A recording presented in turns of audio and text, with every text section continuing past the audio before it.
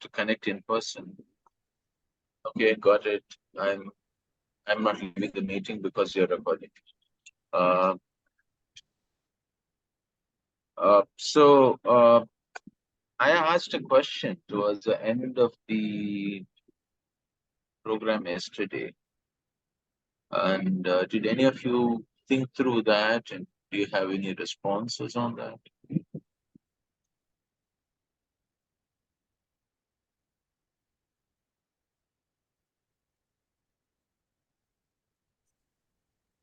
It could be anything which has happened in recent past also. Anything? Yeah, so I have an incident like I was in Bhumi College, like in the from end of August till starting of September. We had our orientation there for the fellowship that we run. So we used to go out, and there was this old lady who used to give coconut water, you know. So we used to buy water, and generally the coconut size was small that way. So we were just having this coconut water. So we were talking among ourselves, and she could understand little bit of Hindi, but we were speaking in mix Hindi English because most of the people who were there were from North India that time. So we took 3, 4, and then we were saying thoda pani kam, and I don't know what she caught and all. She gave another coconut saying, take this. And without any, you know, we had paid the payment also and everything. She just came, said, take this, and nothing, you know, like we asked, do we need to pay for this or something? She said, no, nothing is required. And for me, I think that was a moment of, you know, it's a transaction that is happening, but that moved it beyond transaction. And I felt the compassion, the love that they had, because like, so she felt that need. Okay, they shouldn't feel less satisfied about not having drunk that whole, like the water or something. So that is what came to my mind yesterday only, in fact, when you were talking about it, because I had shared it in another sharing also. But yeah, but I remember that, like, and it happened like couple of times. Next time we went again, she did the same thing. She would just, based on the number of people, she would just give 1 or 2 without any asking, or without even us asking that way. No, it was offered from her own end. So that is what came to my mind. Yeah. Thank you, Ashwini, for sharing that. And I have had this experience almost in every part of India. Uh, the roadside vendors and small eateries in which they feed you extra, and they do it out of concern. They do it out of a genuine care for you. This is something that's very unique.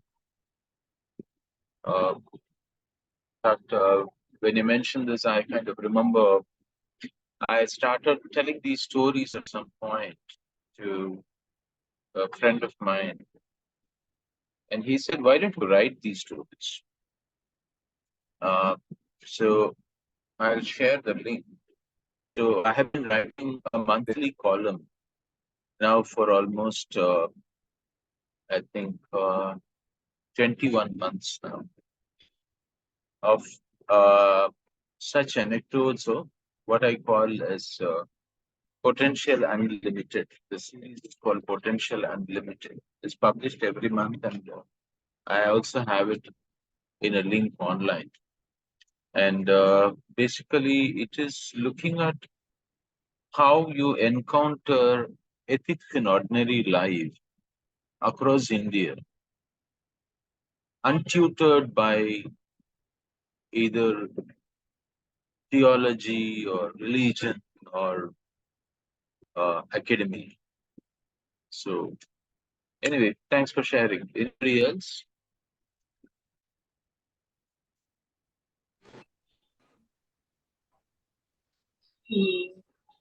So it's been like 6 months since, as a family, we consciously decided to get organic fruits and vegetables.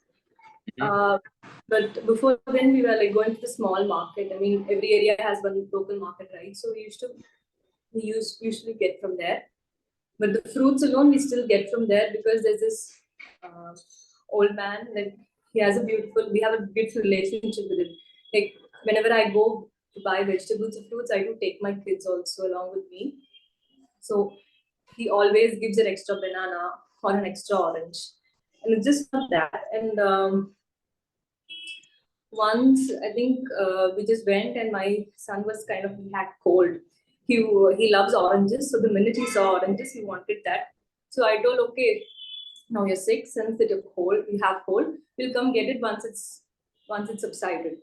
But then he didn't cry or anything. He didn't create a scene, but he was very sad. So, but then I also noticed it, and the fruit vendor, he also noticed it, and he just gave one orange to him. And I said I wanted to pay for it. He said it's okay. See how happy he is. That's enough. That's all. So he's always very loving and concerned. So that we usually go at least once a week. We go and still buy fruits from him. Yeah. Thank you. Others? Anybody else?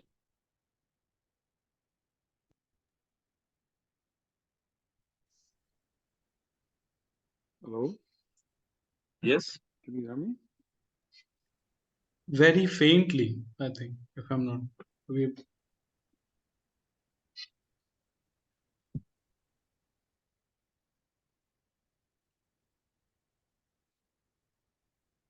Hello, Yes.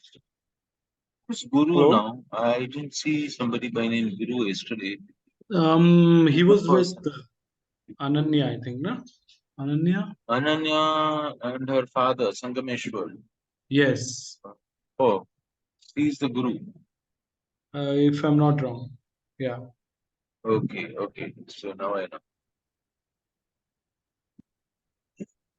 I don't see Ananya. Ananya had logged in, but I think she logged out.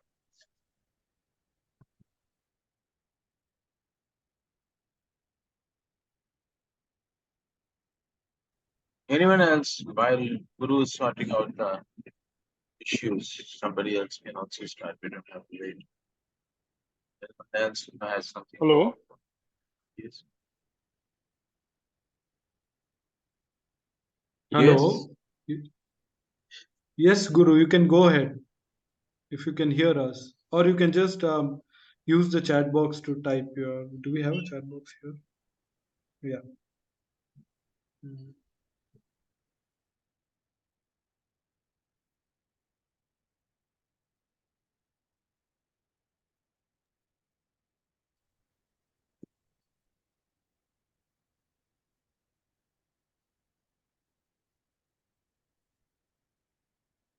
Hello.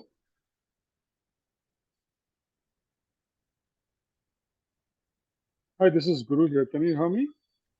Yes, Yes, yes, now we we've can. been able to hear you. I don't think No, from your actually, end. I'm in a clinic. Ananya is actually having a procedure done, so that's Oh. the reason she's not able to join. Oh, okay, okay, okay. Unfortunately, it clashed with the session. So one of the things I just wanted to share this thing. One transaction of this kind of statement. So this goes back many years back. It was my mother's 60th birthday. Okay, and we wanted to do something special for her. As you know, in South Indian families, 60th birthday is kind of considered very this thing, but we couldn't do anything for our father's 60th birthday because of some family situation. So we wanted to do something special for my mother. So essentially arranged, and after a lot of this thing, my mother was very religious person. Close to this, they arranged for a Kalyanam Utsav basically in Tirupati, and with close family members and others, and that was a thing basically which made her very, very happy in terms of much more than doing a normal function, regular function. So I kind of think about that. That's kind of good of transaction of love.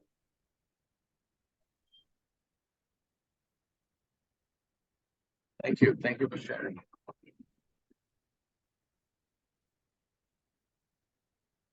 Others? Uh, Hi, Ram. I think I have multiple examples. Roadside vendors, like you mentioned, it keeps happening. So I remember a coconut seller. I didn't have change, so I just paid him like double the amount of what one tender coconut would have cost. And I told him to keep the change because I didn't want to have another coconut. But because I had paid him double the amount, which is a meager amount, he still gave me another coconut, which I had to forcibly then carry with me or drink there. But I didn't ask for it, and he just gave it because he didn't want to just keep the cash. And then a flower lady who was selling gajras, and I wanted just 5 6 flowers for puja, and I didn't really want a gajra, but I was willing to again pay her for one gajra because I didn't know how much will like 4 5 flowers cost. So I told her that I just want 4 5 flowers, so she just said, just take it, you don't need to pay for it. um, and then a restaurant in Jaipur, a smaller one, where while they it's like a thali situation, and they serve with so much love, like as if like the way you'd be treated at a guest's house or even actually a family member's place, where they want to keep feeding you, and they'll say it with so much love that you will know they're not just saying it as customer service, but they actually mean it. Yeah.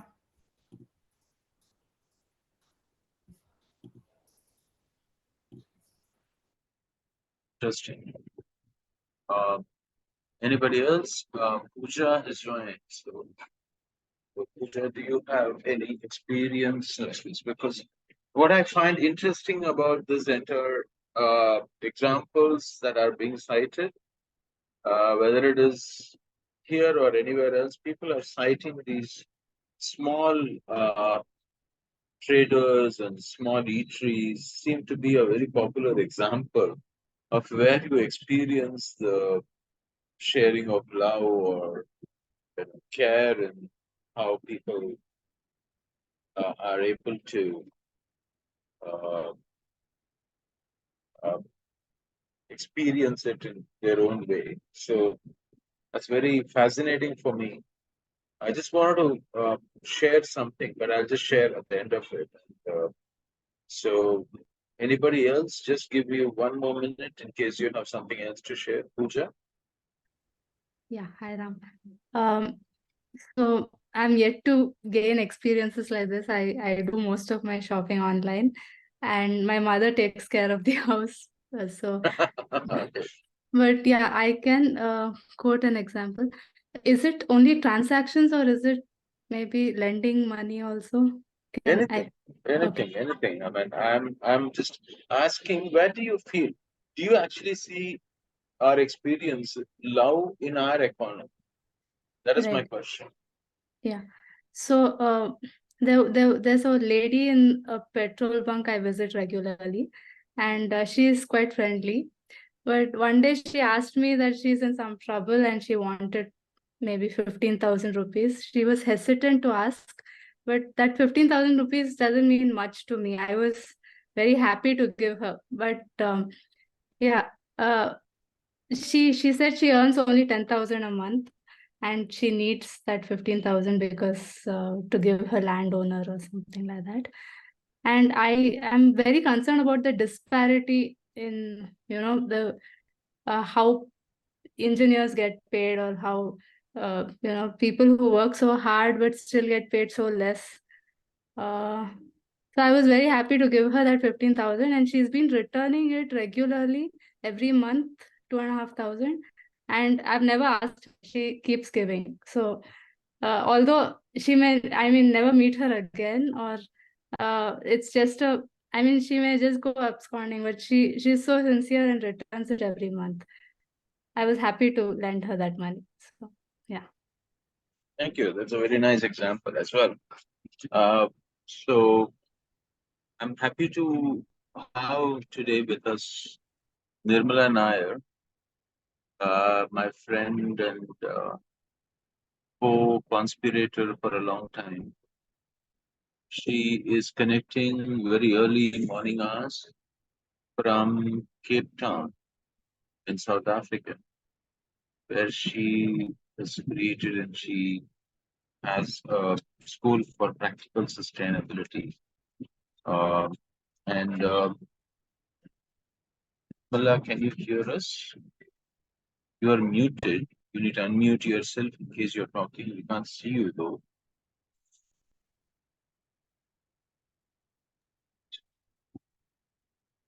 Yes. Yes, I can hear you, Ram. Now I can see you and hear you both, which is good. So Nirmala and I are specifically the reason she will be handling a full weekend course later in the this course itself. She will be there joining us. And today I had requested her to come and share some of the broader orientation because there are two developments which she has been tracking for a long time. And both are very fascinating in the context of understanding a green economy. One is looking at plant intelligence and this entire research around plant intelligence and how she was the first one to have pushed me to look at that many years ago when she was here in India. I think I was sharing a bit of it earlier today, yesterday, I think, when I spoke about some of the things that are coming out in the last 10 years in plant intelligence. Which are extremely fascinating as science goes. The other thing that she brings to the table, which I find very fascinating, is she does deep dive into several data points globally in what is passed on as green economy or green development, and often calls out on why they are not green. She's extremely critical about most mainstream ideas of what passes on as green. And this is an area where how do you assess, how do you understand, how do you discern? This is an area where I thought she would be able to bring in a lot of clarity. So she will be coming, joining us later in the program. Today, I have asked her to briefly give an intro to that, and then we can take it forward. That is one part of today's program. The second part of today's program, I will go through the overall outline of this next few weeks. We will be together in this journey, and I have already designed the overall structure of the program. I'll also share with you the Green Economy web portal where a whole lot of this material will be posted for you to access it at a later date. Many of my almost all my presentation would be posted in the portal itself, and you will have access to it. You can go through them online and use them. We will be able to provide you with access for all the materials. This is something that we have put together in the recent past. It has already got a whole lot of material that has been pulled in from different sources over a period of time. Some of them programs that we have done in different places as well. So I'll give an outline of the program as well as access to it. One of the things, in case you have not done till now, you need to do is to share your email addresses and details with Adil. Adil, that is one thing. I had sent you the Excel sheet this morning. So if I can get a completely filled in sheet, then I'll be able to provide access to everyone here. Okay. So yeah, just to complete what we were discussing or what we started this morning, I have asked different people this question as to where do you see love? Because this is uh, uh, something that people don't normally think about. We don't want to look for love in economy. And economy is considered as cold thing. Every transaction is very cold, and warmth is something that we don't experience. However, it is possible And once I ask this question, then I find people come up with all kinds of explanations. Some time ago, I did the same experiment with a bunch of young students, and they came up with some amazing insights when they shared it with me. I just want to quickly have just a couple of minutes. I want to share what they came up with.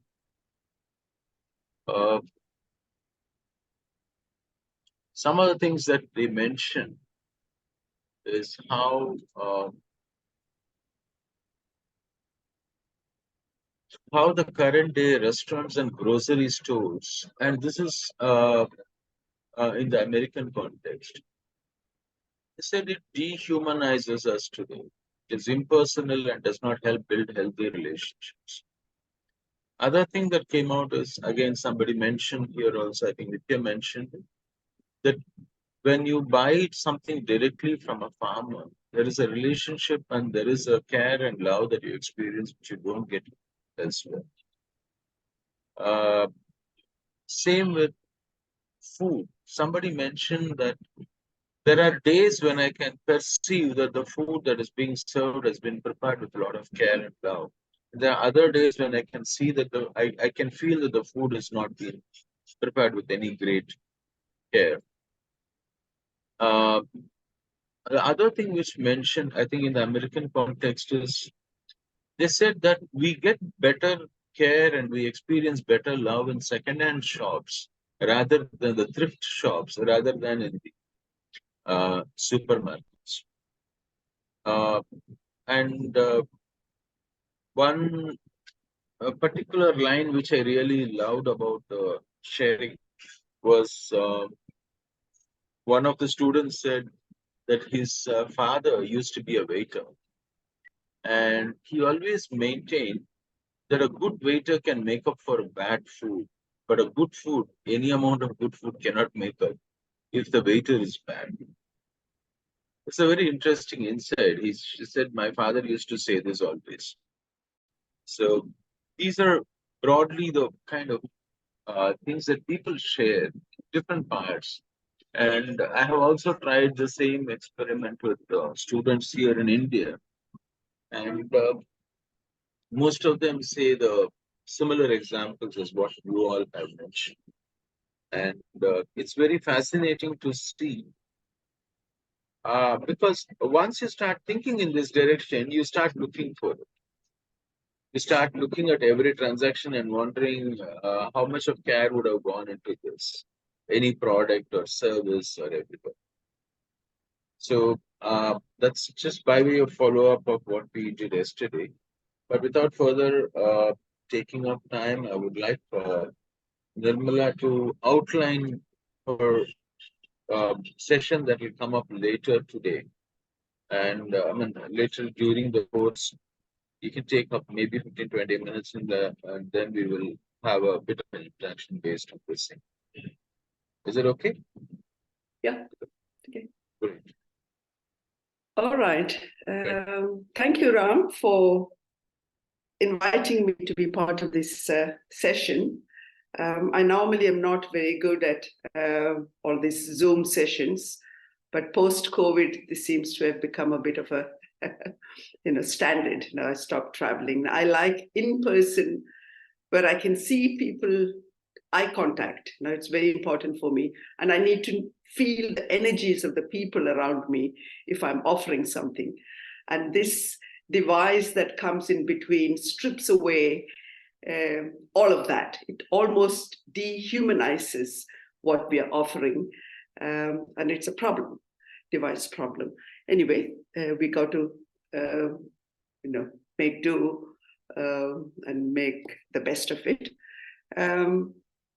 So green economy, critical perspective. I want to be very upfront that I am not an economist. I am not going to come with any models and stats and numbers and theories and why, what, and all of that. You can all look at it in the,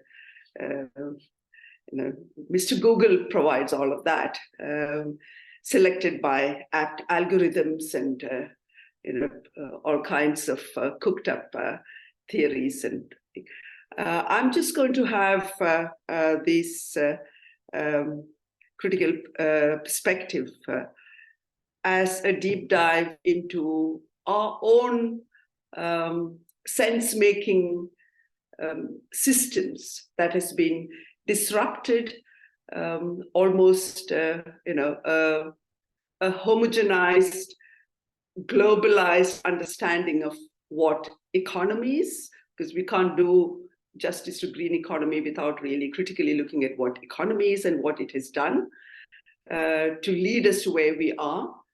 Then the green economy, and in between comes the whole climate change.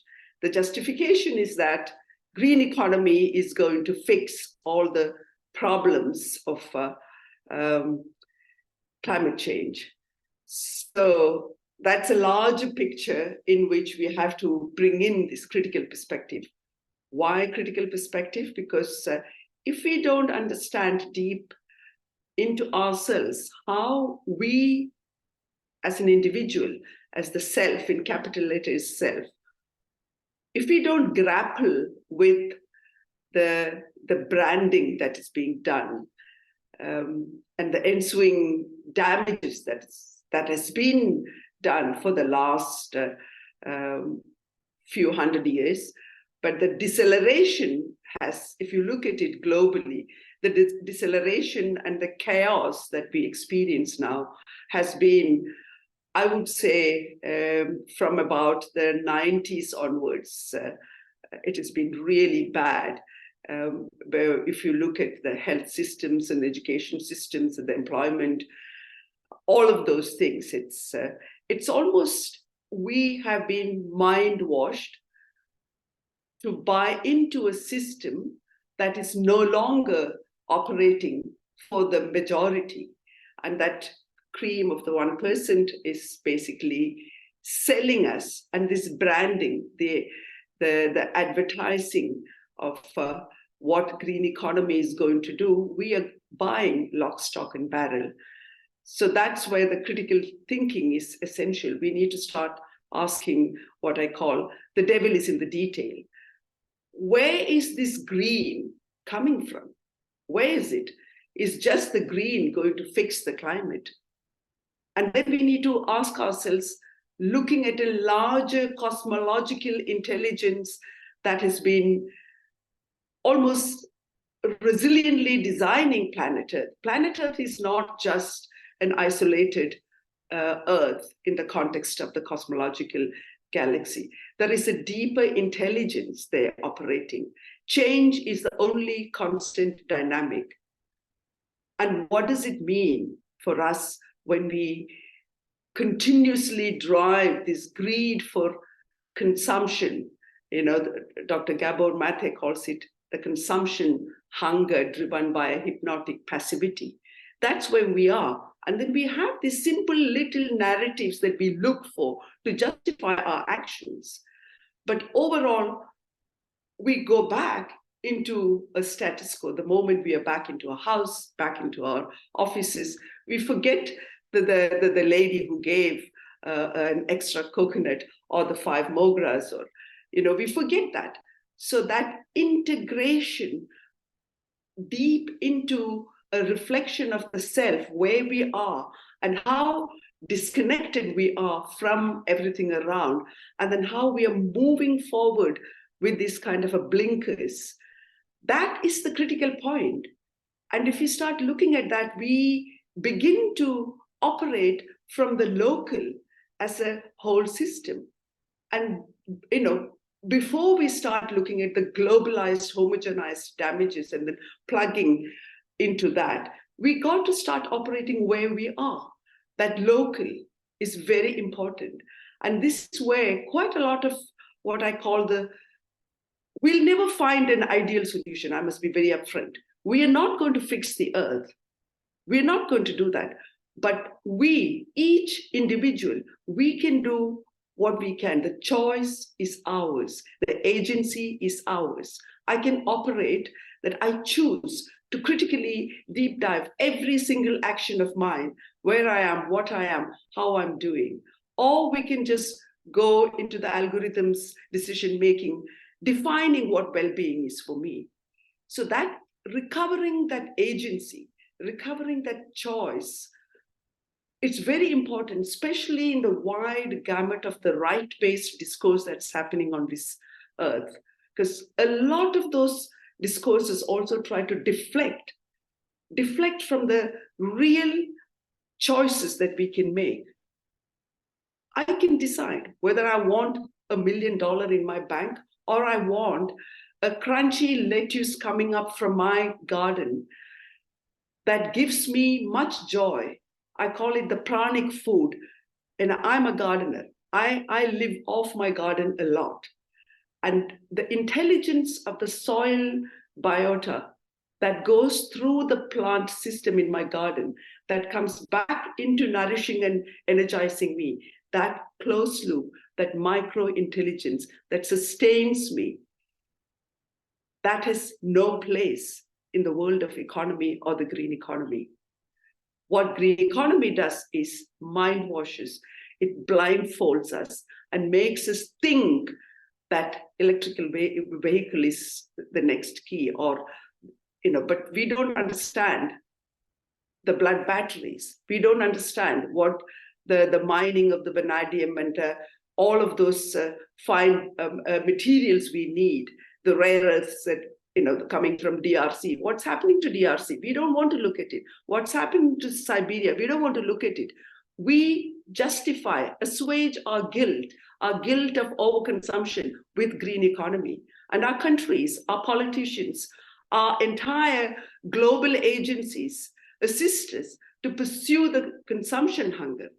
You go to any of these standard dictionaries and you look at the definition of green economy or economy, there is not one mention of consumption.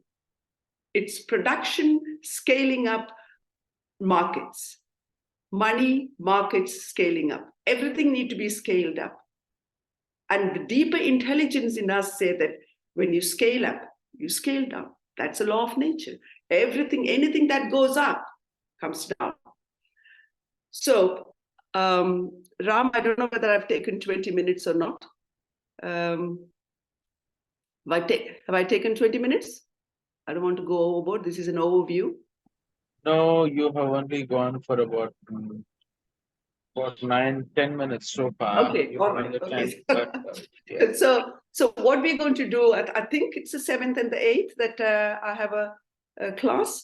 So on the 7th, I mean, it's going to be a very condensed version. We're going to look at the whole, we're going to basically deconstruct the concept of green economy, with the lens that you seem to have started. I missed the class about the love in the economy, and there's a new term that is coming up, care economy, all of these things. And how far does it go? And does it really go further to bring any change, any transformation? That's a question that we need to ask, because it's okay to share little stories of love and the street side vendors and the farmers and all of that. We got to understand how to amplify that. And how do we amplify that? Because we are forgetting that we are not made of just matter, money, and market. We are energy beings. And how do we tap into those energies? We are vibrational beings. We are electrical beings. If you go into the whole in Advaita and the Vedanta, we are part and parcel of a hologram. The self is part and parcel of the Brahman. So how do we actually bring some of those things, especially in the Indian context, which is chugging ahead with the green economy, as though it is going to create a kind of a paradise where such divisive, destructive, and deplorable condition exists through the politicians and the corrupt businessmen? Are we going to really succeed? We are zombies? Are we slaves to this modern engine called modernity? And what kind of a slavery is it? It's a modern slavery, basically. And we're not questioning that. We talk about colonialism. What are we doing? Look back in India. We are trying to colonize.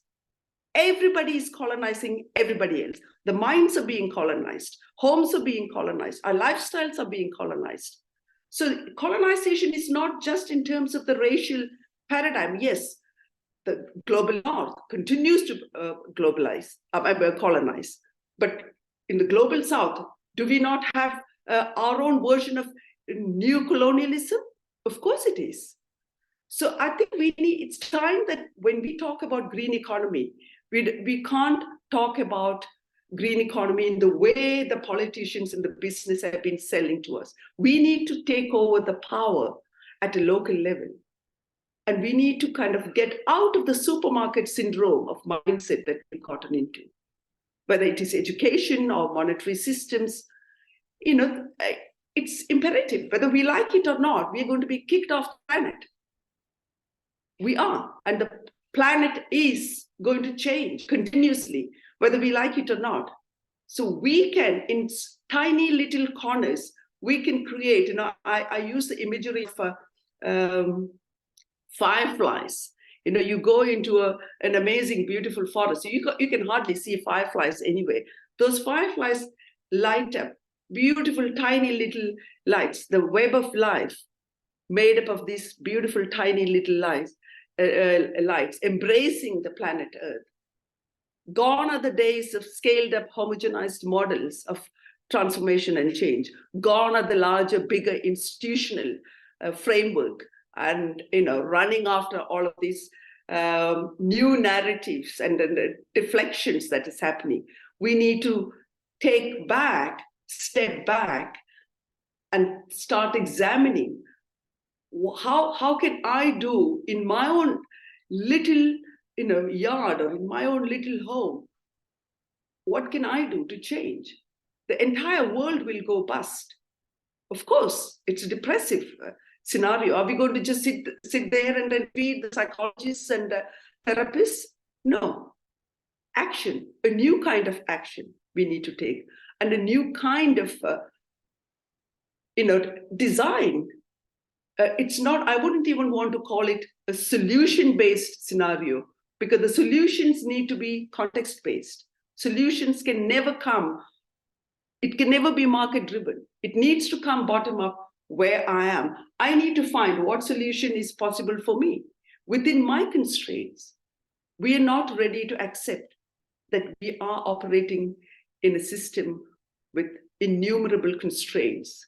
We are focusing only one aspect, monetary aspect. And that monetary aspect has basically reduced resources, devalued value into resource. The moment we say resource, look at the word resource. It's a word deeply embedded in economistic thinking. Ecosystem services, not nature and the forest that gives me fresh air and energy walking there. No, ecosystem services. So that monetary language, we need to become more and more aware of. Whether within the education, we are never going to get some of these things from the education system. Because I do a lot of work with young people and I teach a lot. A lot of my young environmental engineers and all, they say, Madam, all the stuff that you teach us, we don't find it anywhere else. I say, yes, because I'm an agent to myself. I'm not answerable to your university. I come to teach you as a guest lecturer. So I don't have to, answer to your department funded by Bill Gates. I'm not answerable to those kind of funding. So I'm an edge sitter. And from the edge, I can see the world in a different way. When you're in the core, in the system's core, right in the middle, you don't see what is rotting around you. So the more we move away from the center, the change actually is going to come from the periphery. The center will collapse, the core will collapse. It's a very, it's order of the nature. Anything that is completely, almost like a homogenized education system, that has to collapse. I mean, education is no more education. It's basically money-based system to go and get, make more money. What education used to be, the curiosity, enthusiasm. An elder friend of mine in Portland, he used to call it, he was a teacher, the 80 years old, he used to call it entheos. enthusiasm. And this is the first time I actually came across, what a beautiful word. Today's education system does not have curiosity. It does not instill enthusiasm. It's it's like you go, it's a factory system shaping modern slaves. And we think we are good, we are well, we've got the bank balance, we've got multiple cars and buildings and all of that. Is that the well-being? We need to start questioning. We need to create new definitions for all of these concepts that has been taken away from us. These are good concepts, but they've lost the meaning. The sacredness of the semantics and the language has been stolen away by the mainstream. Sustainability, another of those words, much abused words. Yes. Now you're going beyond the 20 minutes. Okay, good. I mean, this is just a glimpse of. This is just a taste. It's not a full class, but I just want to stop here because we will unpack all of these things on the 7th. I may not do justice to what I want to do, but at least you will get something. But don't look for solutions. Don't look for models. I'm not an economist. Okay, thank you. In fact, it is interesting because yesterday we had Bhaskar joining and he said as much towards the end. He said this is process and not a solution. Yeah. What we can do is actually be aware and be part of a process and ensure don't look for a packaged solution to emerge from this course, because that is not what we are working with. We work with processes that can lead towards something, because no one is going to crack all of them together, and we all got to do it together, not just as individuals. So that is something that he emphasized, and what you started off today with the same point, it kind of looks like a organic flow from what was there yesterday. In fact, he spoke in Tamil, so I was supposed to translate it first thing this morning. I forgot about it completely. But you have already done it, so I don't have to repeat what you have said already. Anyway, any questions to Nirmala before? But she will come back again and join us 7th and 8th. She's going to be with us October. So anybody wants any quick clarification from her before I get going with the next session, next part of this session rather?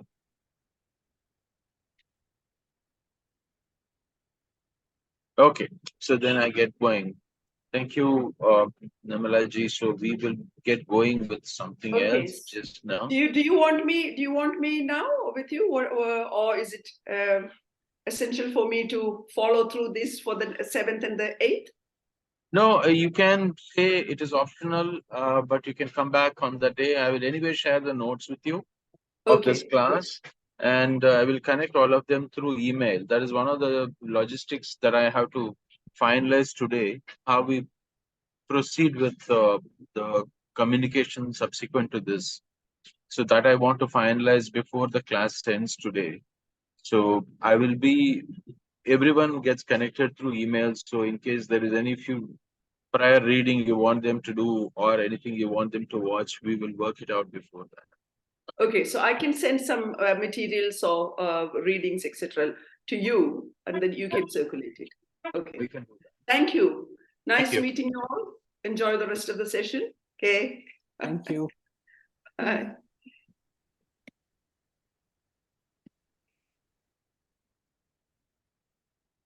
So for those of you, Nirmala and I had started her career as one of the people who started the Barefoot College in Pilonia.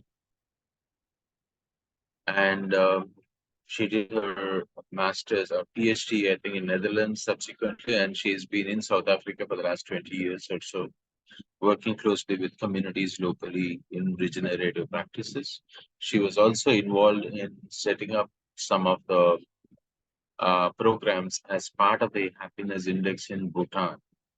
For quite a long time, she used to work very closely with the government of Bhutan as a consultant, as an advisor, coming and helping them with building regenerative practices into their part of program. So that's just by way of introducing her. You will keep discovering more about everyone in this course who is coming in as you talk to them.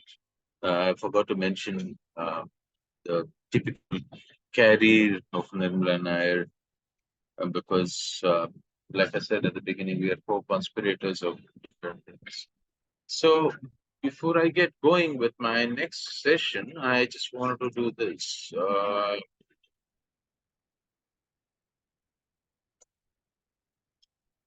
Okay, what's wrong with this?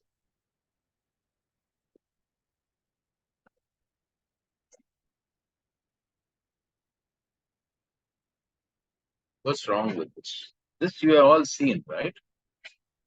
This is the standard sustainability diagram that is often,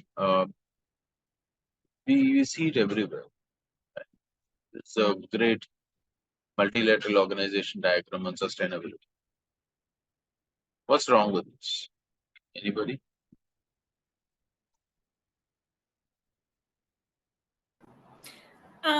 I don't. I'm trying to think of scenarios where environment is only environment and not social. I'm struggling to find examples where I can isolate environment from social. This is the normal diagram with which sustainability is presented in all global platforms, scenarios, everywhere. The fundamental challenge with this kind of thing is nature does not organize itself like this. Nature is organized like this. Right? This is how we organize. If you understand ecologically, this is how environment is organized. Human society, which kind of gives itself the right to go around messing up with the world. You know what percentage of the volume of the planet humans consist of? Anybody ventures a guess? What is the total volume of humans on the planet?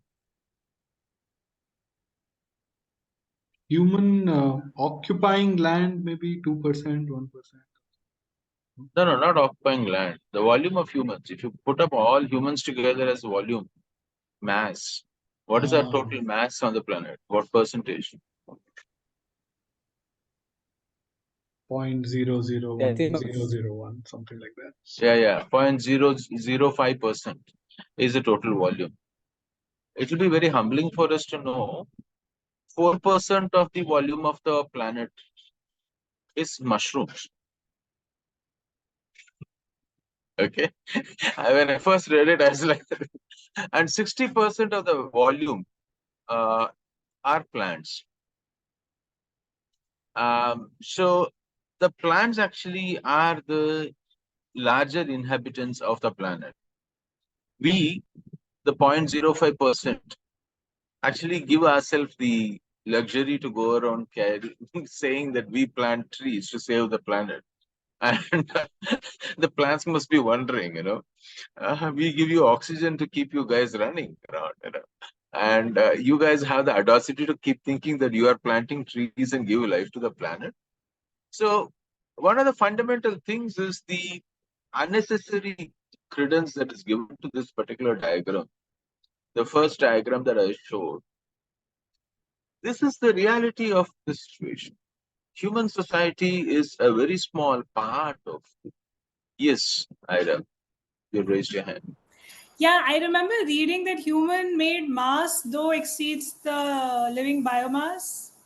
Is that not true? So not humans, but the other kachra we have, like all the human-made mass. Mm-hmm. That is true. Yeah. Much of it is inert. Right, non-living. Yeah. Much of it is inert. We create a lot of inert, but that is only converting material form from one form of something into another form of something. We can go on creating that mess forever. But that mess is what is coming to confront us right now. But just in terms of our own total our own total occupation as such, it's rather limited in terms of what we have managed to provide. In fact, there is a very interesting book that I would like to suggest in this context. If some of you are interested, this is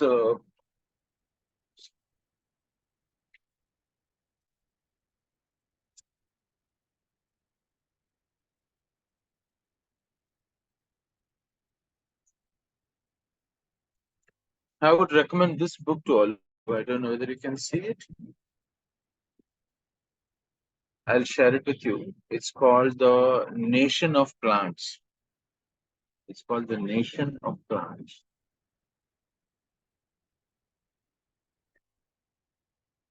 Interesting book to read, where somebody says if only plants were to be a nation and humans were to be considered as part of the coexisting species, and if they were to be looking at us as species that they need to sustain, how would they make rules for us?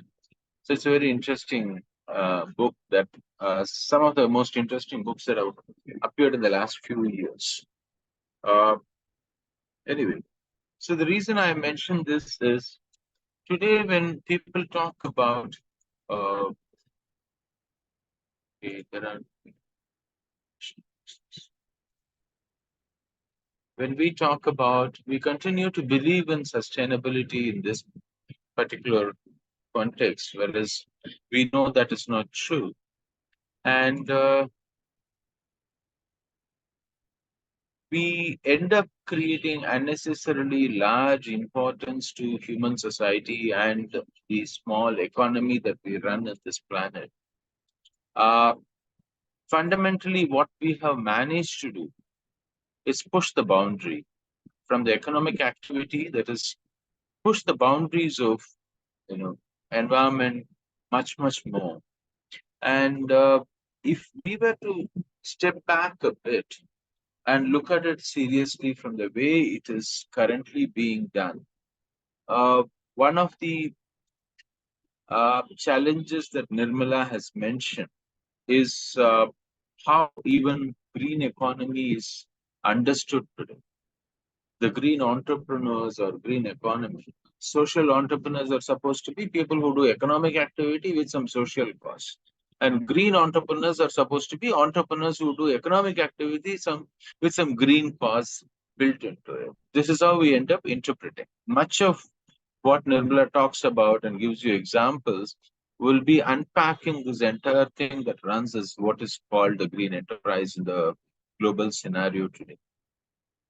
And if you have to understand this, I think it is very important to understand. That's why I use this diagram often to clearly get it in our minds upfront, what we are talking about in this context. When you talk about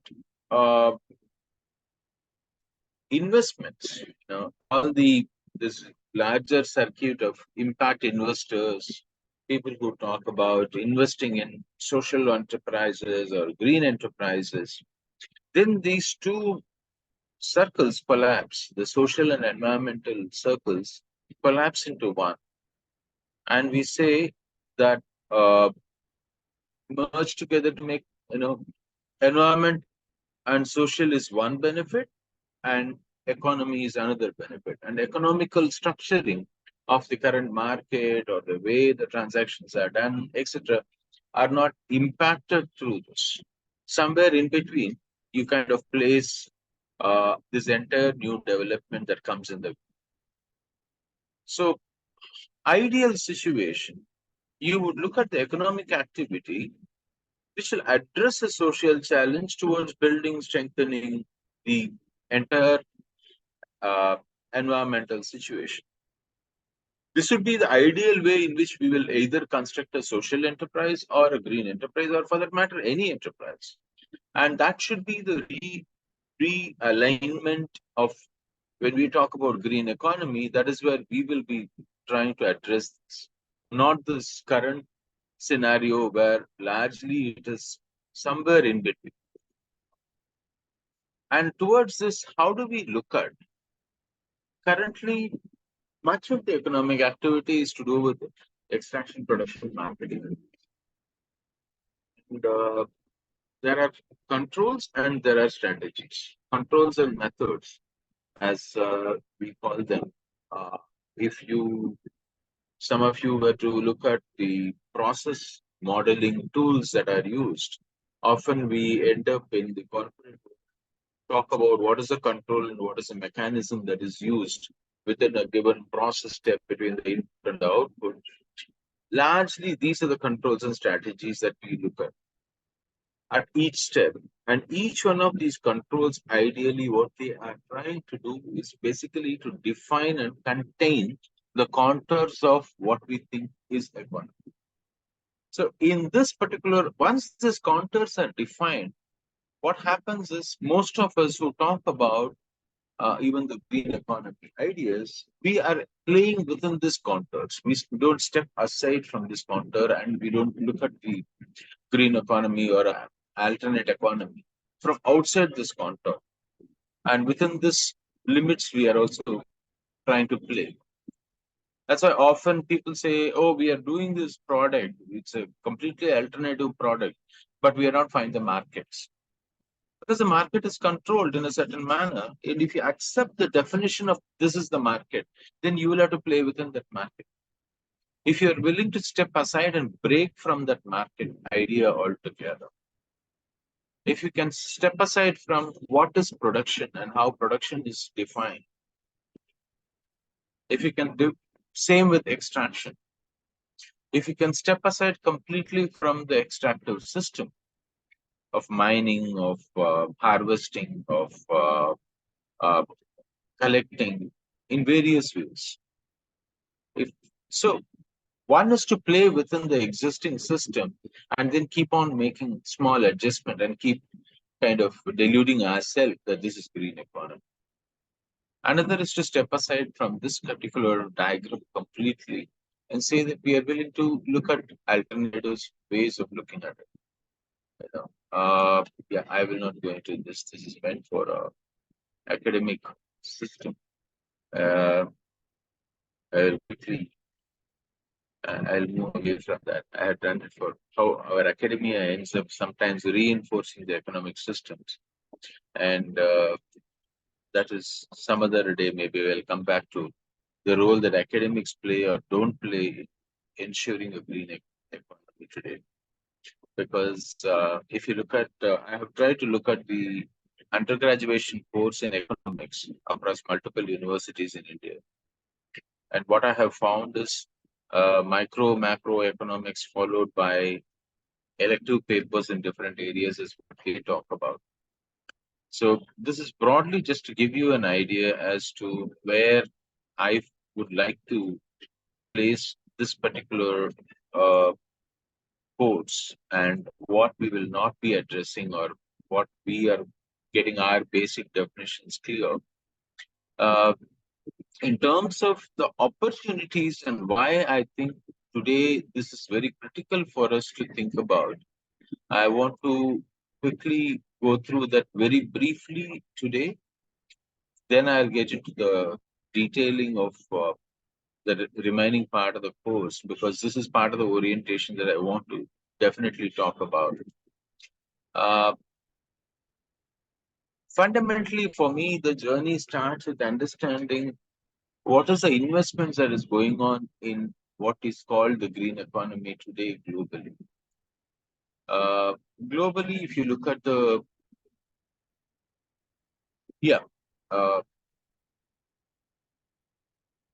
Gandhi somewhere says history is a record of interruptions of course of nature.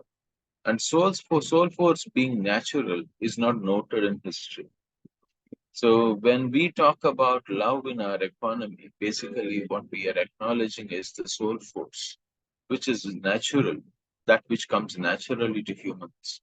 And unfortunately, that is never noted in history. Whether it is Gandhi or Kumarappa, they start from that point.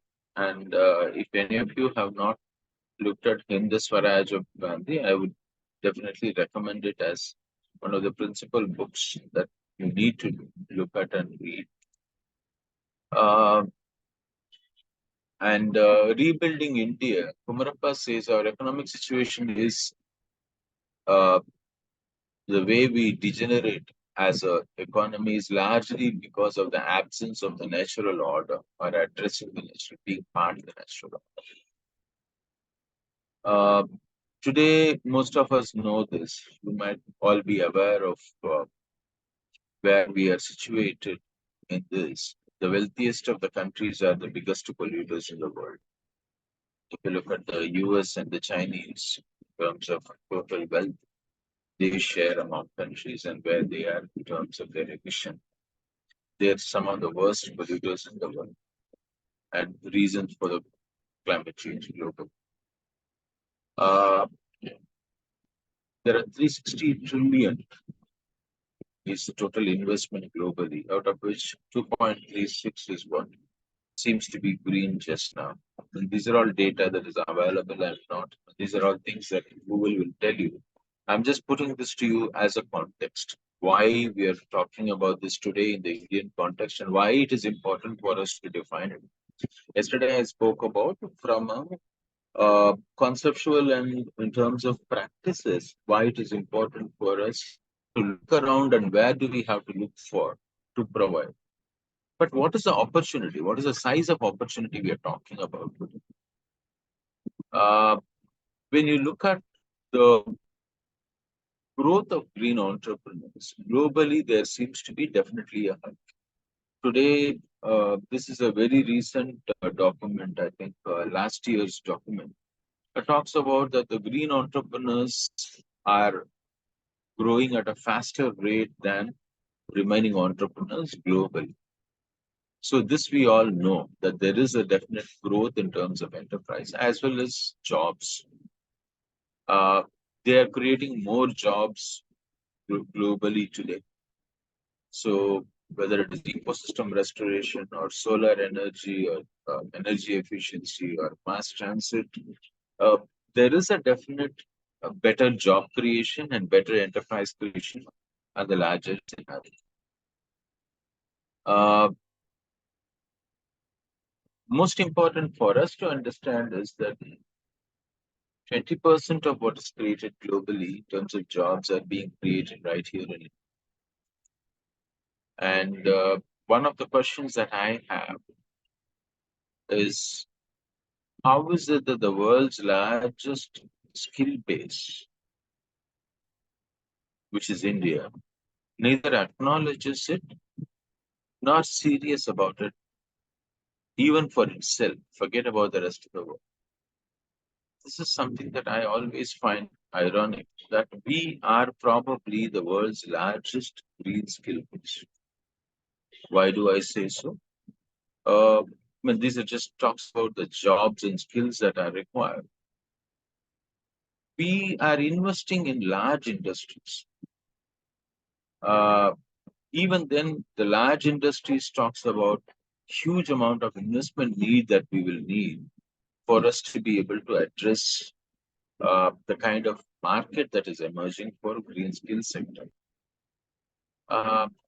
We are lacking primarily in building a ecosystem, whether it is research and development, whether it is systematic creation of capacities. There is a huge amount of gap that is yet to be understood in our context. Our potential is way too high and our actual is less than 1% in terms of total investment. And globally, I think last year there was a report that came out which listed out what are the spaces in which skills are available. As you can see, the Americans are probably the smartest because they have tried to invest and they have been doing it for the last 10, 12 years now. While we have been very happy that many Indians are being exported to America to do the kind of a regular mechanical jobs, they have been slowly pushing their own youth to get equipped in green skills. That's why if you look at the last column on the right, the United States has got all green, which means they have green skills. Intensity of green skills is highest across all sectors. While in India, if you look at it, all the organized sector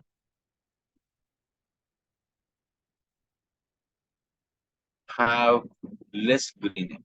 Nor the unorganized sector seem to have green much better, much faster. Agriculture, which is one of the largest unorganized sector.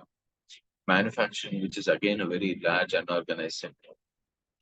These are all areas in which we seem to have been able to achieve reasonably higher percentage of green skill intensity. Whereas organized sectors such as public administration, legal or financial systems, and education systems, these are all the areas we don't seem to have any clarity. Wellness and fitness, which is nothing short of healthcare kind of sector, again, reasonably organized space where we do not, I mean, it is, there is a very large unorganized space also. We'll get into that specifically when I take up a case study later on in the course. But otherwise, these are the areas in which we seem to be lacking as a country today. If you were to look and go beyond and look at creating, where are we failing? Financial institutions, startup ecosystem, which is highly techno-fixated. In fact, all our incubators are mostly situated in engineering colleges rather than humanities, which is one of our biggest challenges. Policy clarity, if we actually go on to Green Sector, Skill Sector Council, Government of India, it's ironic. The number of capacities or trainings or areas of focus that they have is limited to just 3 areas. They look at energy, they look at waste management, and then they look at water treatment and recycling. Apart from these 3, Government of India's own Green Skill Sector Council doesn't seem to have any focus or vision. I spoke to the person heading it, and if there's anything else, if you want, please let us know. That's all we can do sitting in Delhi. Ram, I had a question. Sorry to cut you. Yes, yeah, please. In the previous slide, how are you defining green skill and say the legal? No, legal is white. Okay, how are you defining green skills in these sectors? I mainly see ESG reporting. Agriculture still has regenerative and organic models going on a small scale. But most of the other energy is another sector where we've moved towards solar and renewable. But other than these, in the other sectors, what are the green skills that India is above average, above global average in? I'll share the report with you. This is from a report that was published last year. Again, these are not my inferences. These are not inferences that I have arrived at. I have only presented those that look to me as things that seem to be interesting. Because I can see that there is a definite resonance with what you can observe in the field that I have shared. But I'm just giving this to you as an indicator, but I'll share the report with you. This is a report that I think was released by LinkedIn last year, based upon their analysis of the global scenario across countries. They had released a report sometime, you can look it up. LinkedIn had released a report, I think, on green sector and green jobs globally emerging, which are the countries and where. So this is from their report that I had pulled out these particular data. I look for data that looks like something that reinforces what I have observed myself in the field, because we don't have studies of this kind being done in the Indian context as much as we would like to. It will be good for us to actually have these studies done locally in India. But our Green Sector Council, or for that matter, even the National Skill Development Corporation, doesn't seem to be taking up these kind of studies in this country at this point in time. We're still looking at only talking about the kind of skill sets that are required for us to get jobs in the market. Somehow we are still in that orbit. We have not looked at. That's why I keep mentioning that Where we are failing to a large extent seems to be in the space of not realizing that we probably are sitting with the largest green skill force in the world. We don't even acknowledge that ourselves. Unless you are acknowledging that, we'll not be able to move in this direction. Right now, it is happening in the unorganized space, partly. That is one of the reasons, because we don't measure the unorganized space. And the second part of it is that which is organized space that is happening, it is not a priority sector for us. Like we know for several years now that India has got the largest number of organic farmers in the world. And yet, we have really not ever spoken of it as an area of expertise. Because agricultural universities in India do not till date recognize organic farming.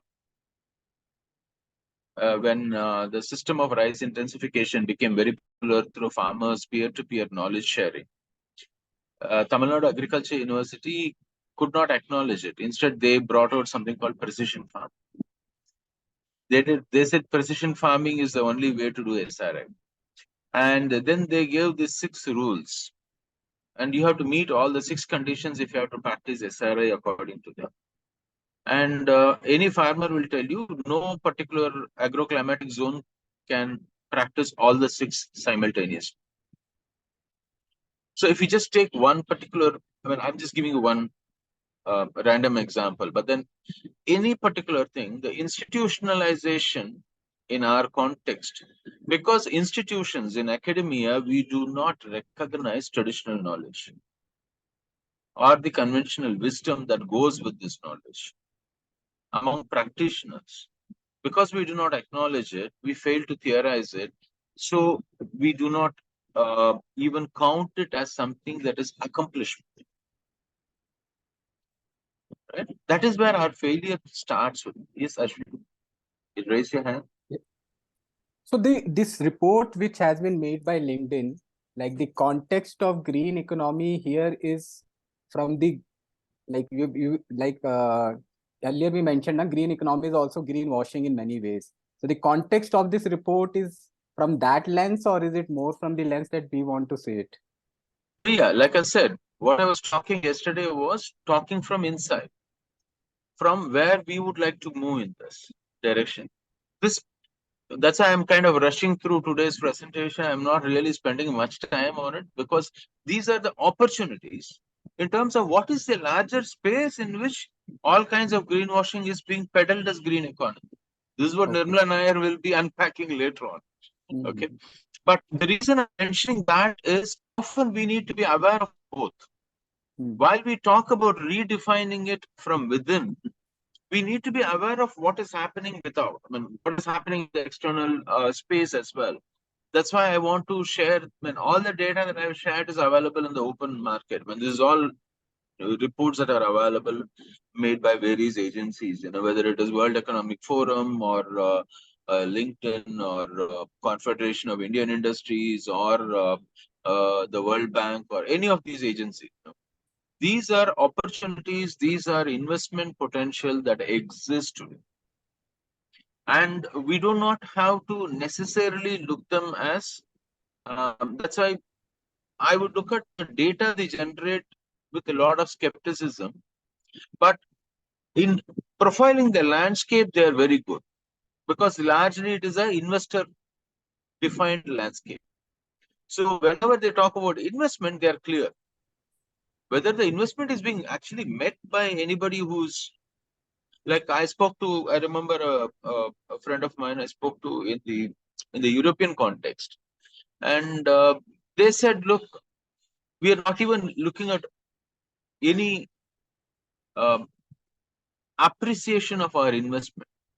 If we can just gain the investment alone back, that is good enough for us because our growth is negative almost, right? So a European investor, institutional investor today, being promised 3 to 4% return on the investment in the Indian context, thinks it is a bonus. Okay, whether it is a banking system that comes, and I mean, a lot of European banks, if you notice in the last 10 years, have started investing in the microfinance sector in India. They are lending heavily to our own microfinance sector because even 2%, 3% return is massive for them because they will not gain that kind of return back in their country. And recently, I was told in the US context, some of the US pension funds and that kind of large funds which are working in the US context, they are trying to now look at, they are looking into ESG compliances in the Indian context because they are looking at can this be a better investment opportunity for us? If you notice, after the recent report against the Adanis that was released by this American, till then we didn't know how many of the Adani companies were attracting investment from institutional investors in the global market. Only then I got to see a report being generated in India, which 21 of the Adani companies actually have been gaining investments from institutional investors globally because they had been shown as high on ESG parameters. And 14 of them lost after the Heidenberg report. Okay. So there is, I mean, it's an irony, right? If you are in India, you would look at the Adanis and say, seriously, how is it that Adanis are ESG compliant? If you're living in Gujarat, if you had any idea about what they had done to the Kutch Coast, you would think, how could that even be considered as a green entrepreneur or an enterprise or a conglomerate? But they are India's largest ESG compliant corporation. Why? Because they have been investing heavily on solar. And solar is like one business. Adani could destroy an entire reserve forest in Tasmania or Western Australia. But if he is investing on solar in India, then he becomes somehow the ESG compliant #1 corporation. I mean, there are two flaws here. The flaw is a system in which he could be shown this way. So the entire ESG system one needs to question as well. The second is, how could somebody be such in a staggered manner? How could somebody who lacks that kind of integrity be also profiled in this manner in a global space and attract investments? Both are equally bad, and both we need to challenge at some level. Then, if you get into challenging mode, then you really are not doing constructive work. I would rather be saying that let's look at how we can redefine and construct something that is completely different, coming from a different space altogether. That is what this course is all about. But I want to profile this only because I want you to understand what is a landscape. Because often what happens is when we talk about a Gandhian idea of an enterprise or a green economy, etc., we get relegated into the space of being idealists. And idealists are considered people who are not practical. And I do believe that Gandhi was one of the most practical human beings who ever lived in this country. Is extremely practical in what he claimed and did. And I would like to say that we are talking about things that are much, much more practical. And in that context, I am very clear about if we are able to redefine it, there is, if not the entire investment that we talk about, at least there is part of it that we can definitely channelize towards a much better way of green investing or green economy. We can definitely do that. This I am convinced about. So that is, hello, Ira, you said something. No, Ira, I got disconnected, so something happened. Nothing. oh, yeah, you're fine. Okay. Fine. So, going back to something else that I want to share with you before the clock tells me to shut up again today. I want to share with you the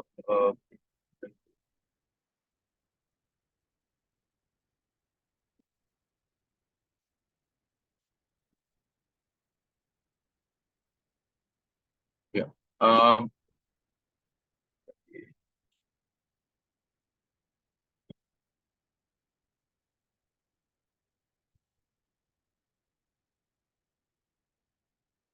I hope you're all able to see this screen.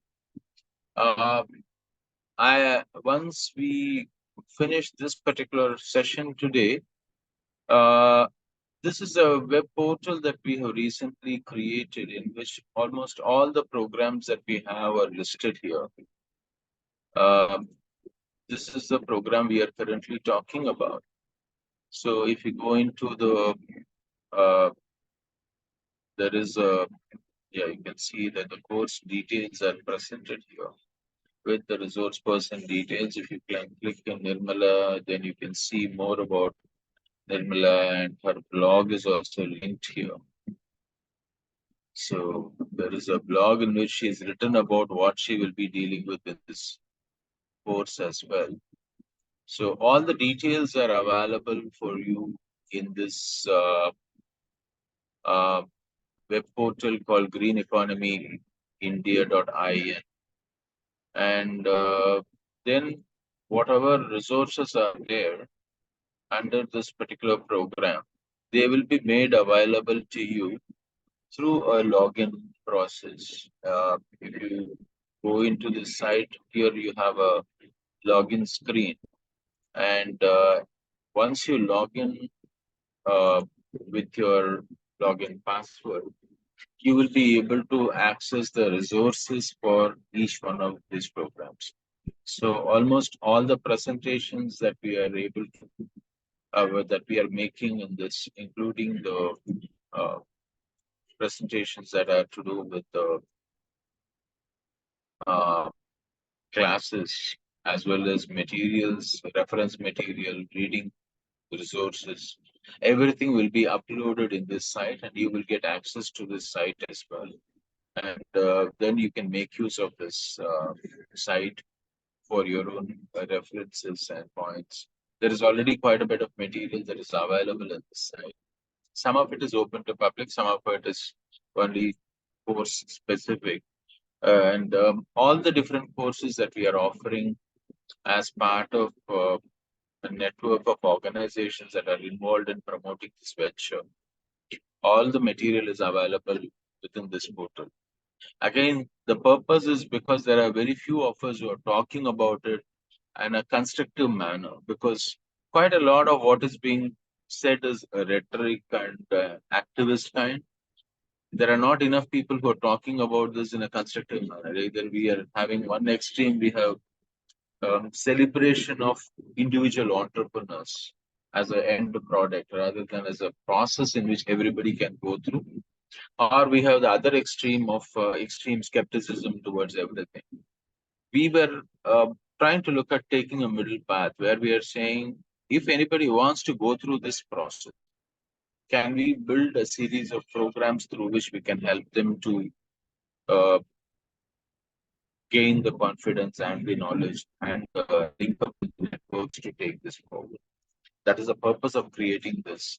Currently, we are offering many of these courses through mainstream colleges also.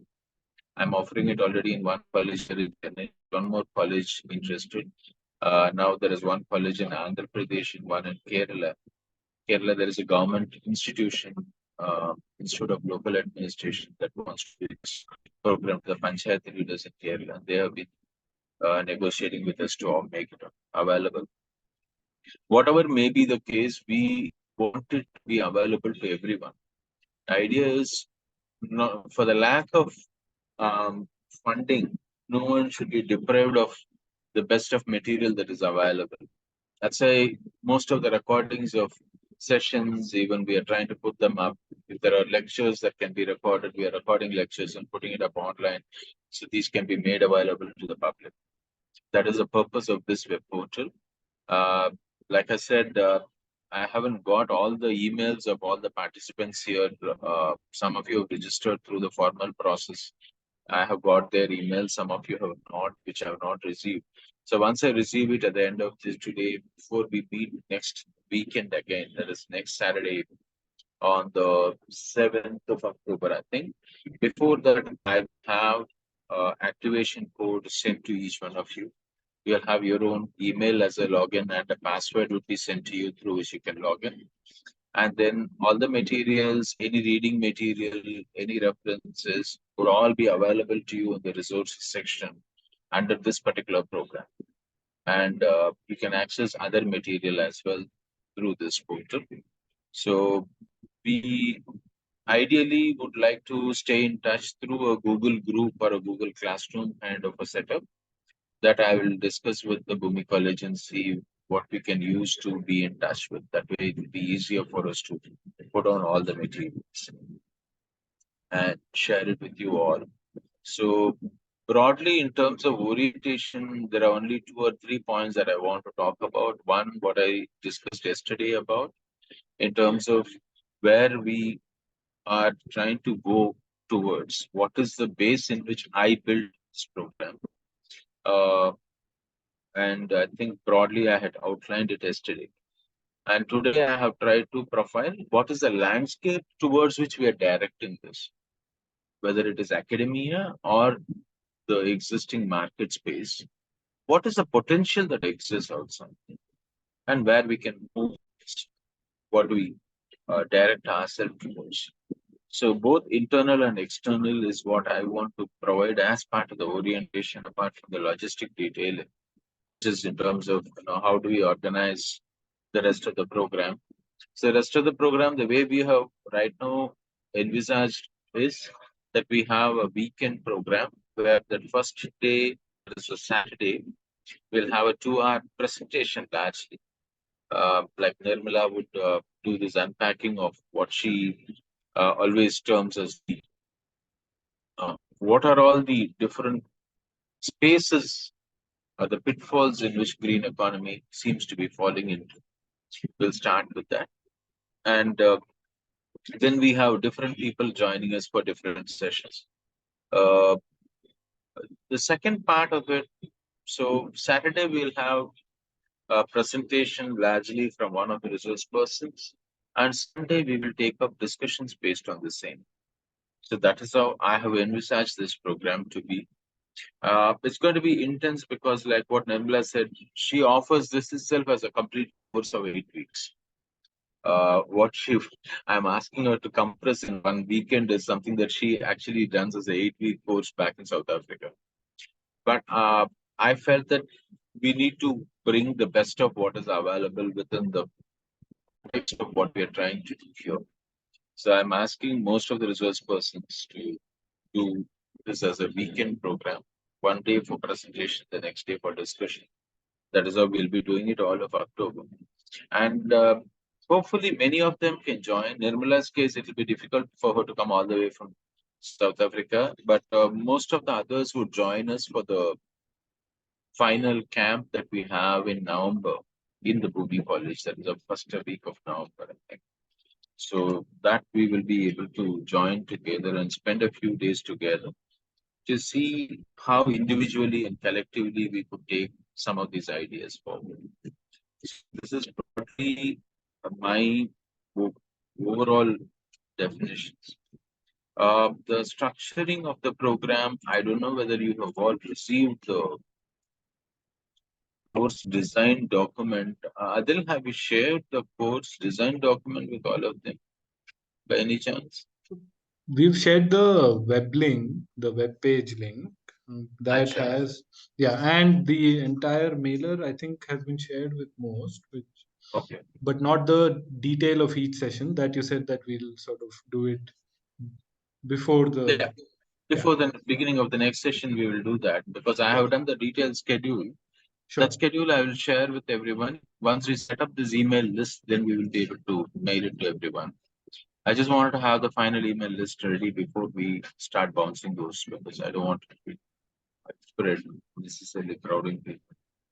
So, any questions, any ideas, any reflections, comments, or something else I wanted to have apart from this? So, yes, Mr. Guru, yes, sir. Hello, can you hear me? Yes, I can hear you. Yes. Yeah. So we were talking. I had two things just wanted to touch upon, basically based on whatever you have said, right? So one is the fundamental economic model that we have today, right?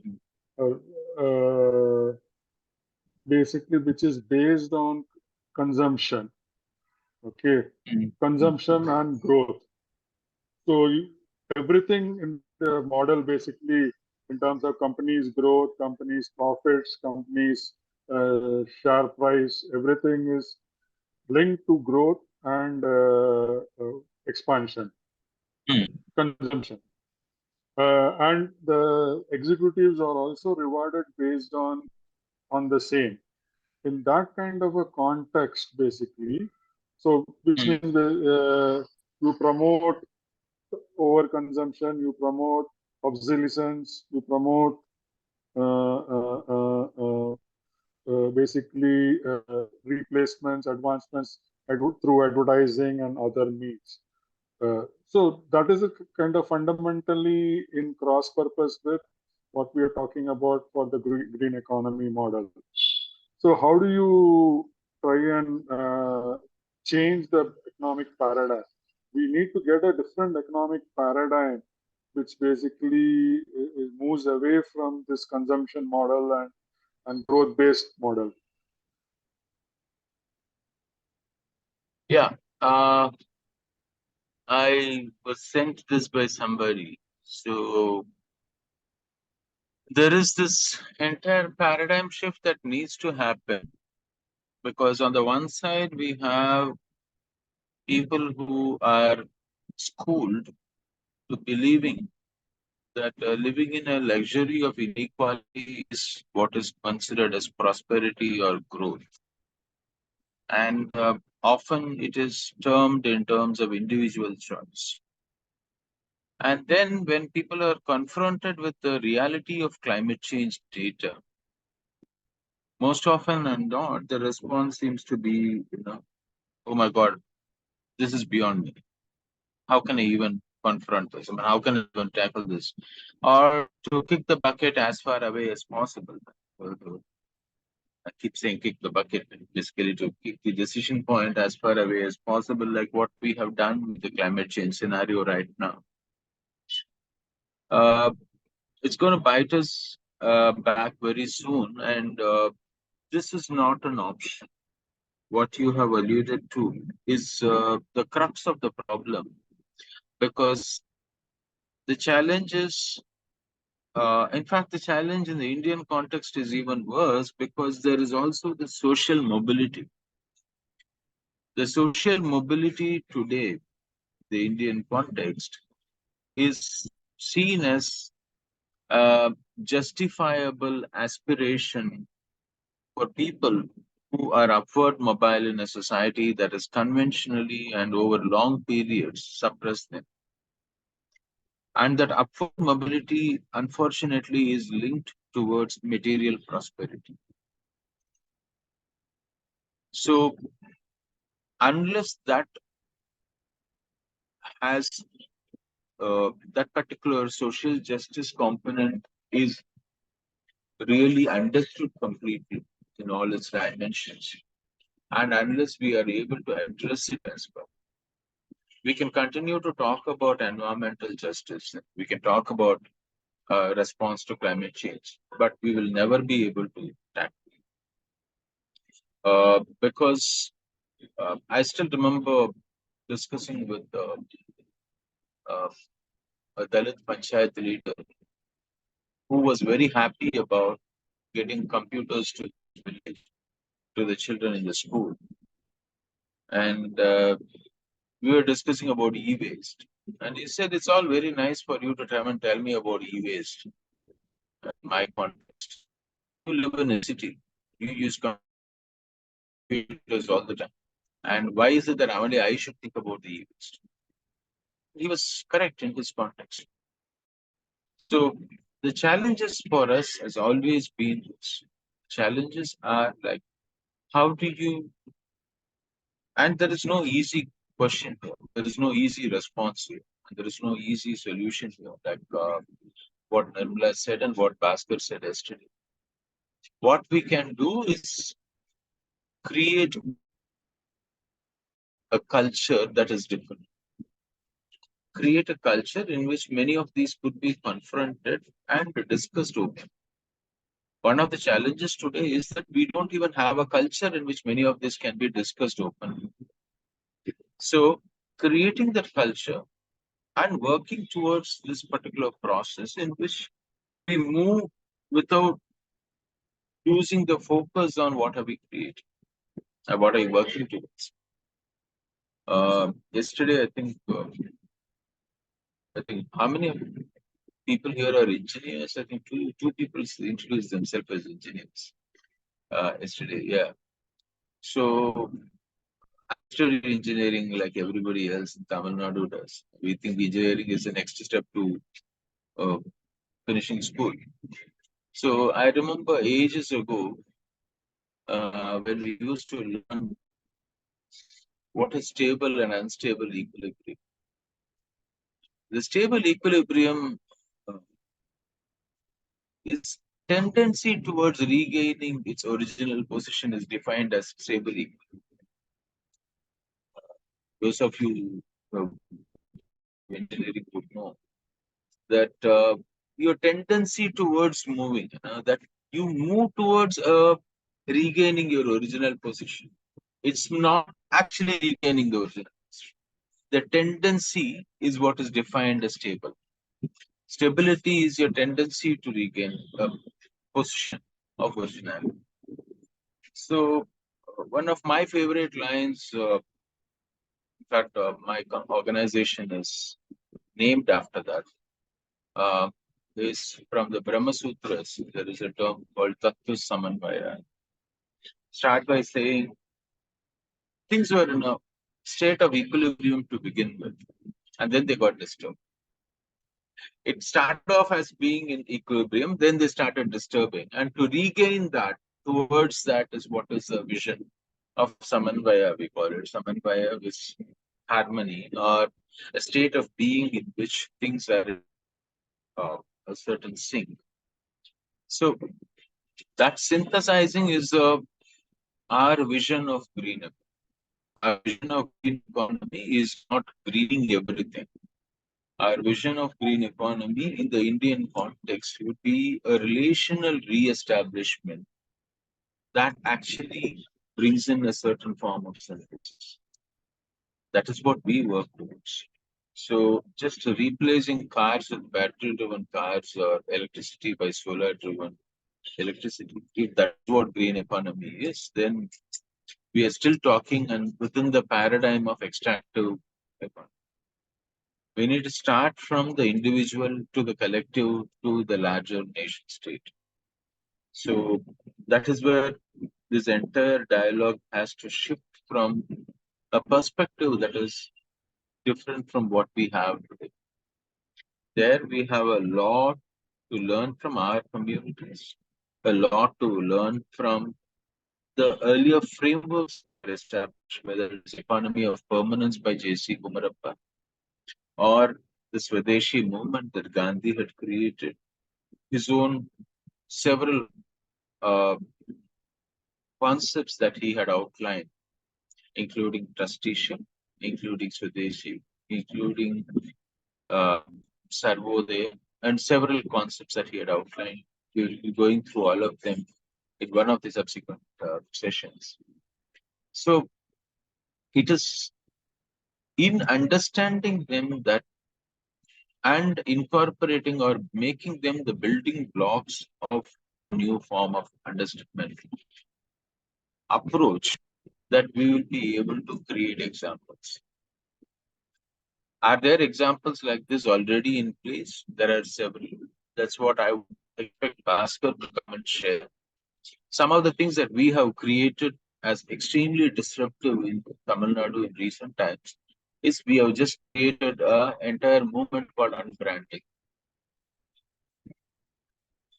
Unbranding as in completely moving away from brands. And do it from the producer end, not from the consumer end. Because people think unbranding means you have to do it from the consumer end.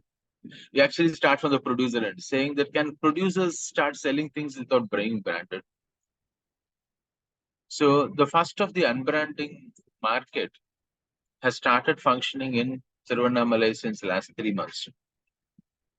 Every month on a particular day, farmers and consumers get together and share, and nothing is branded. It's not even packed. We're saying unbranding as a movement towards stepping aside from the existing system of an extractive economic model completely. Because what is it that represents the existing extractive economic model? The most powerful way in which it is represented is the brand. Brand is the ultimate representative of the existing economic. So most often they're not people who are creating green economic ideas. They end up trying to compete with it, saying that we will create a green brand. If it is a brand, it cannot be green. Green can be a label. So we're saying, can we step aside completely? And that is one of the concepts that which we are working. I'm not saying that we are big or successful in converting a lot of people towards unbranding, but this is started.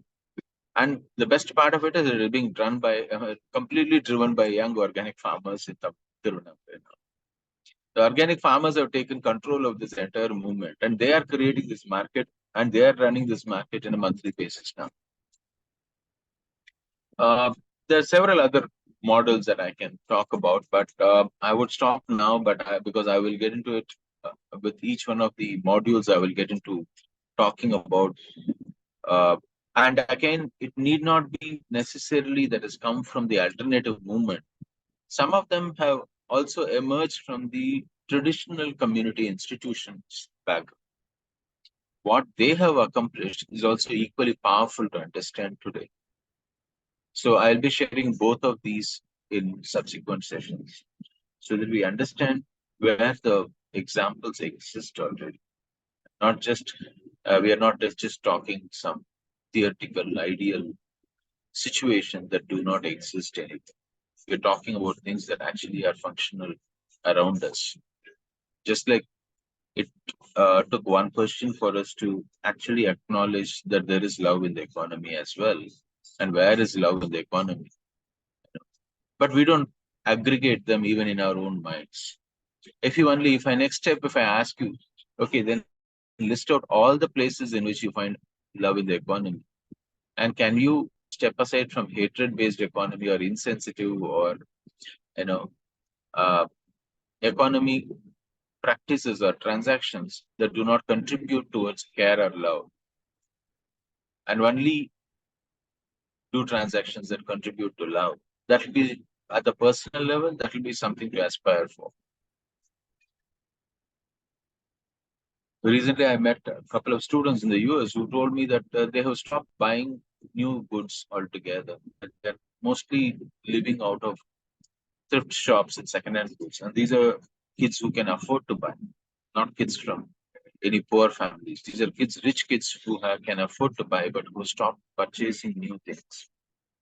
Because they're saying that there's so much material that is lying around which others have bought and have been unutilized. So they have stopped purchasing it. And there are kids at the age of 20, 21 who are saying that they have not purchased anything for more than 2 years. They have not gone to the market to buy anything.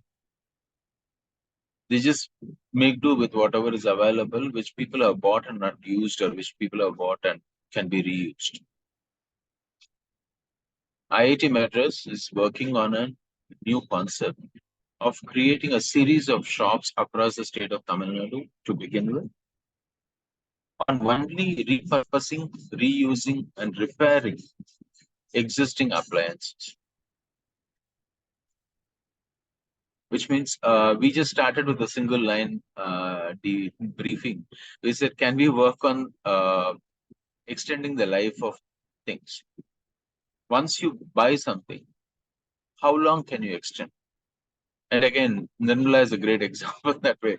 When Nirmala first was one of the people who told me early on that when Toyota started manufacturing cars, apparently the promoter of Toyota car company said, I'm building cars that will last for 100 years. Somebody can use a car for 100 years.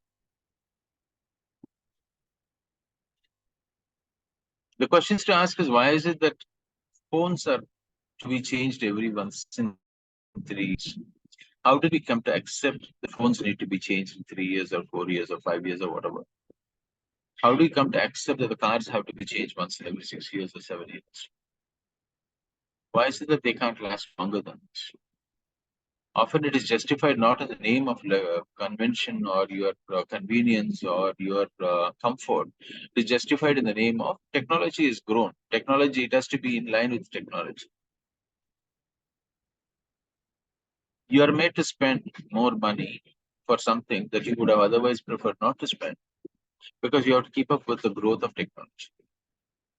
Since when has growth of technology become part of your investment portfolio or your own, something that you need to keep buying because technology has changed and you have to keep up?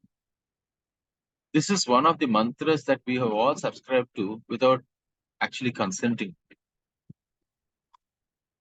When we buy appliances, we don't write a consent statement. It doesn't say, now the thing is being recorded. You have an option of leaving the Zoom meeting. A Zoom meeting, when it starts, it gives you an option to leave in case you don't agree with being recorded. But when you subscribe to many of these appliances and goods that we currently use today, you are subscribing directly to continuously sustaining the technology. Whenever you change batteries, you're subscribing to throwing waste as part of owning up to the technology. So again, No, this so is as a a much service longer. model, basically, for example, right, as a service model is an alternative which can help in driving that. See, instead of selling it as a product, you sell it as a service, the outcome, basically, rather than the product itself. Then it becomes a paradigm shift. And then the company will focus on extending the life of the product. All those things will fall in place.